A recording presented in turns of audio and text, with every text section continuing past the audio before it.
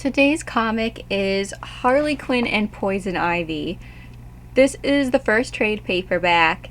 It's issues 1 through 6, published in May of 2020.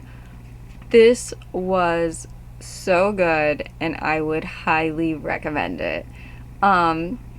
The story takes place after something called Heroes in Crisis, which ran from September 2018 to May 2019. I'm looking down at my notes. I did not read that, and I guess it was semi-important. That being said, I thoroughly enjoyed this comic without having read it. It's just there were events that happened in and around that. You might enjoy the comic and the story more if you read Heroes in Crisis first. So, and there will be spoilers in this review. So, excellent comic. You should absolutely read it. Now for the spoilers. Sorry. Series is a heartfelt story of Harley and Ivy. Harley blames herself for the events that led up to Ivy's death, which takes place in Heroes in Crisis. And then this takes place, I guess, right after. Harley successfully revives Ivy, and she's doing her best to take care of Ivy while she's taking time to recover, which she unfortunately never fully does in this comic. More on that in a bit. Lex Luthor sends Ivy some fertilizer, red flag, with something extra in it. It does make Ivy feel better, but then Jason Woodrow shows up, the Floronic Man. He arrives to take Ivy and use her power to do his bidding. Harley and Ivy fight him off, and they do make an escape. Harley and Ivy debate what they should do next. They need a place to go. They have to figure out what they're going to do for Ivy. I guess I'm assuming this is a tie-in to Heroes in Crisis once again. They mention how they went to the good guys before to try to help Ivy, and that didn't go well. So they decide, okay, let's go to a bad guy this time. So who do you think they go to? I wasn't sure. There were a lot of people they could go to. I thought, honestly, my first thought was, oh my god, are you going to go to Joker? That'd be so trippy and weird. Just because of resources and money. Where they go is to the Mad Hatter, which was delightful for me personally, because then you had a little bit of Harley, a little bit of Ivy, and a little bit of Wonderland all rolled into one. So they take their chances with him. Unfortunately, he does betray them. But they went to him because of the mind control. They were hoping that somehow he could make things right with Ivy again. They encounter right after that, after they get away from the Mad Hatter betraying them, they encounter this villain called Dracorax. It was this woman in a dinosaur suit. It was very weird. It was a very short little bloop in the adventure. I wasn't living for that one. But then next they meet up with Batwoman. They meet up with her / almost they kind of team up with her. It was very cool. Batwoman mistakenly thinks Ivy is to blame for the plant army taking over Manhattan.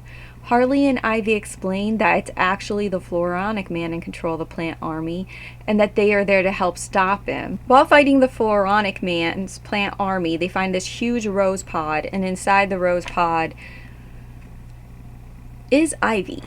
The real Ivy. The Ivy we've been with this entire comic was a cutting of Ivy. And she is pissed. So our Ivy, the one we've been with through this story, tells Harley to run, but Harley won't leave.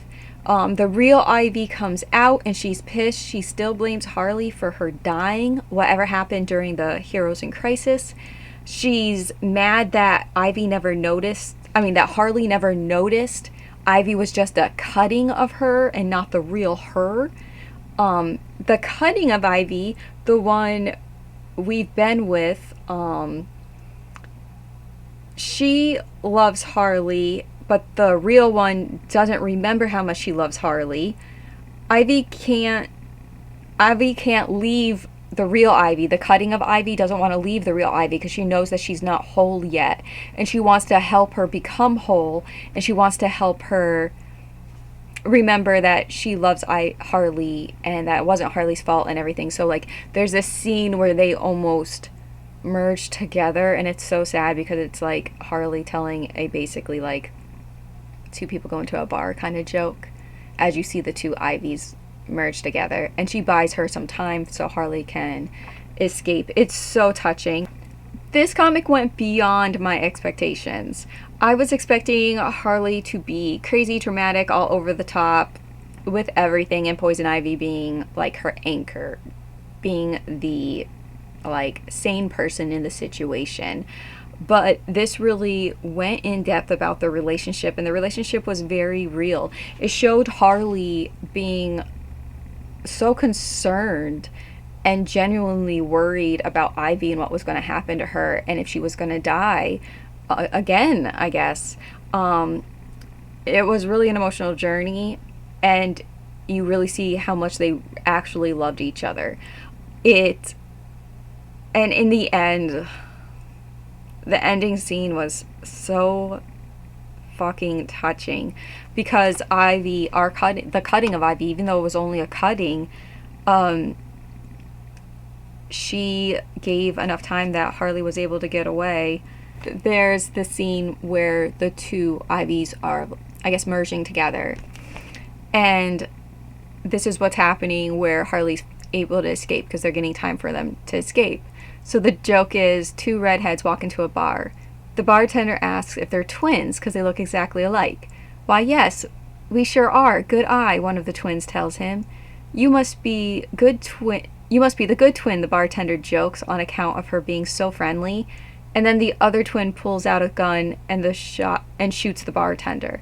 "I'm the good twin," she tells the dying man, quick and painless. "She was going to talk you to death, and that takes so much longer." A very Harley Quinn joke. But after reading the whole story, it's so touching because it's like there's our Ivy that we've been with this whole entire journey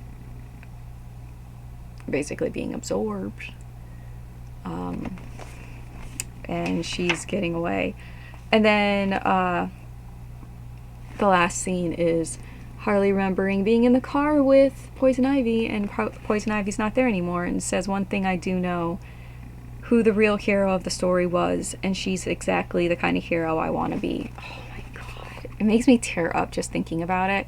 It was a journey, and it was so good. And them together, Harley Quinn and Poison Ivy together, they're sexy, they're cute.